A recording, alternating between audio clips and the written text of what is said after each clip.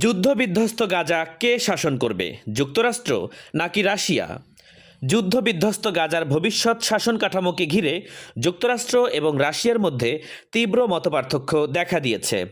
গাজায় আন্তর্জাতিক বাহিনী পাঠানো এবং অন্তর্বর্তীকালীন শাসন ব্যবস্থা গঠনে যুক্তরাষ্ট্রের প্রস্তাবে রাশিয়া, চীন সহ বেশ কয়েকটি আরব দেশ দৃঢ় আপত্তি জানিয়েছে। ফলে খসড়া প্রস্তাবটি কার্যত ঝুলে রয়েছে। যুক্তরাষ্ট্র সতর্ক করে বলেছে, এ নিয়ে বিভ্রান্তি তৈরি হলে যুদ্ধবিরতি ভেঙে যেতে পারে এবং ইসরায়েল নতুন করে হামলা শুরু করতে পারে।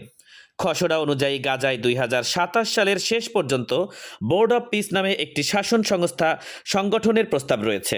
পাশাপাশি অস্ত্র নিষ্ক্রিয়করণ, বেসামরিক সুরক্ষা এবং মানবিক করিডোর নিরাপত্তায় একটি আন্তর্জাতিক স্থিতিশীলতা বাহিনী পাঠানোর কথাও বলা হয়েছে। রাশিয়া পাল্টা প্রস্তাব দিয়ে বলেছে, তাদের উদ্যোগী নিরাপত্তা পরিষদকে ভারসাম্যপূর্ণ এবং কার্যকর অবস্থানে পৌঁছতে সাহায্য করবে এবং স্থায়ী যুদ্ধবিরতি নিশ্চিত করতে সক্ষম হবে।